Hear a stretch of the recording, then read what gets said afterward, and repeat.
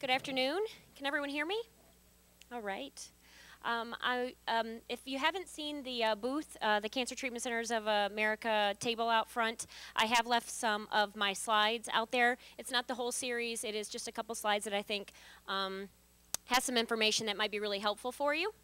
I am the Director of Nutrition at Cancer Treatment Centers of America. I've been with Cancer Treatment Centers for 8 years, but I'm new, obviously, to Arizona. Moved out here in December of '08. I'm board certified in oncology nutrition, and I also have a national certification in tube feeds and IV nutrition, more alternative nutrition support to keep patients nourished who aren't able to eat while they're going through treatment. I have a couple objectives today.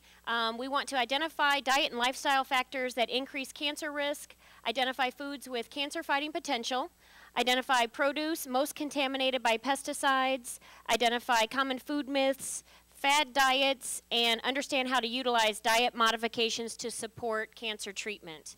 I set my objectives because I want to give you some take-home information. We know that diet is one risk factor for disease. It's not the only risk factor, but what's exciting is it's a risk factor that we can control. There are things that we can do to help limit our risk for disease, and I think that's what everyone in the room is here to do.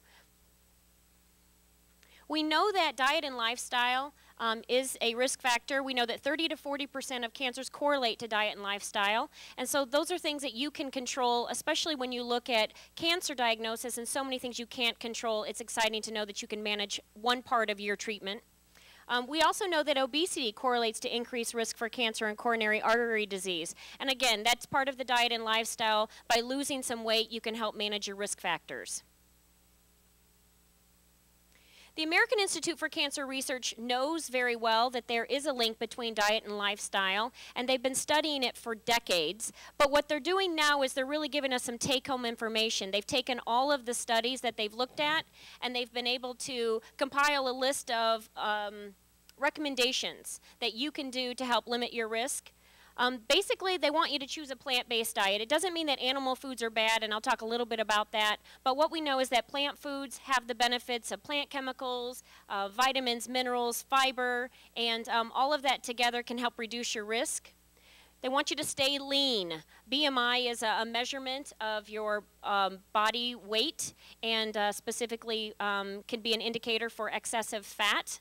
And so they want you to stay lean because they know that your fat cells can harness hormones that can be a fuel source for certain types of cancer. Maintain physical activity.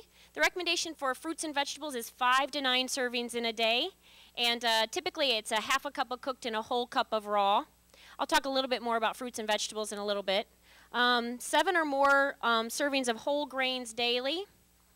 And whole grains is a lot more than just brown rice. It can be whole wheat bread, it can be spelt, it can be quinoa, it can be bulgur, it can be barley. Lots of options for your whole grains.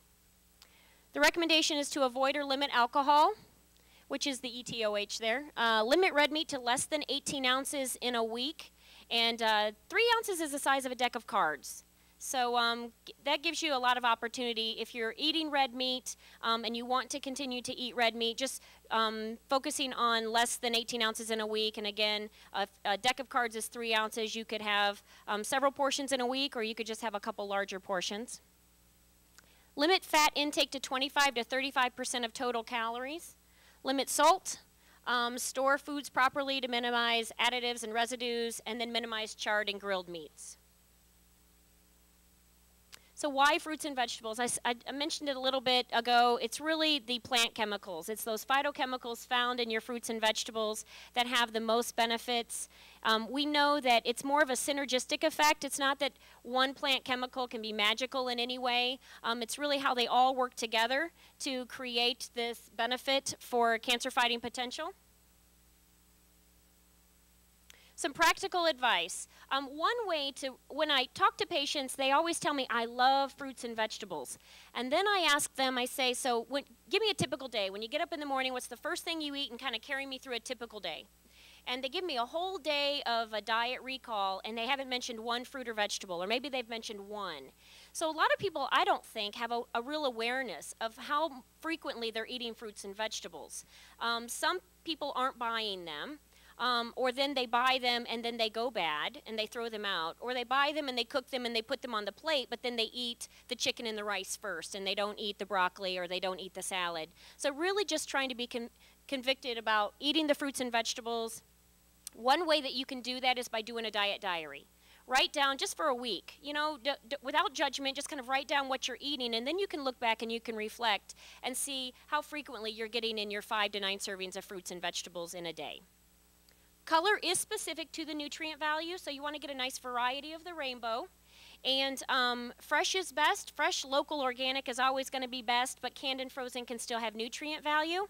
And a little plug for my favorite farm here on the east side is Singh Farms, S-I-N-G-H. Anyone heard of it?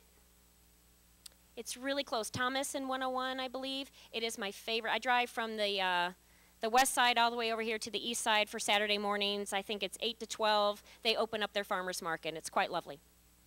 But color is specific to the nutrient, and you want a nice variety. Keep it simple. Try to do 1 or 2 vegetarian meals. If you're already doing 2 vegetarian meals a week, try to get it up to 3 or 4. Kind of recognize, once you do that diet recall, you'll be able to see how frequently you're able to get in those vegetarian meals. There aren't any magical foods, I already mentioned that, but there is some evidence that shows that certain fruits and vegetables have possibly more cancer-fighting potential, and berries would be one of those. Berries are a food that have a plant chemical called ellagic acid. And ellagic acid is a plant chemical that's been shown in laboratory studies to kill cancer cells. That's compelling because there are a lot of things in a petri dish that can kill cancer cells that you can't put into the human body because it won't nurture healthy cells. But we do know that berries have the potential to have cancer-fighting potential in laboratory studies, and we do know that they're not going to be harmful for our healthy cells. In fact, they're going to be healthy for our healthy cells. Cruciferous vegetables would be all of your cabbage vegetables. It would be cabbage, broccoli, cauliflower, and that's another food that's been shown to have a lot of cancer-fighting potential. And so I recommend to my patients doing a serving of cruciferous vegetables a day. There are a lot of functional foods. Yogurt is one. Cruciferous vegetables we mentioned. All of your carotenoids, your orange and red group. Your beans, berries we mentioned already. Salmon, and then your plant sterols, which are found in your fruits and vegetables and nuts and seeds and beans. Patients always ask me, should I choose all organic? And there just isn't enough evidence that shows that it's regulated well enough. It's really, really expensive. With that said, I also have patients who tell me that they already purchase all organic, they can afford it, and so I certainly don't discourage them from buying it.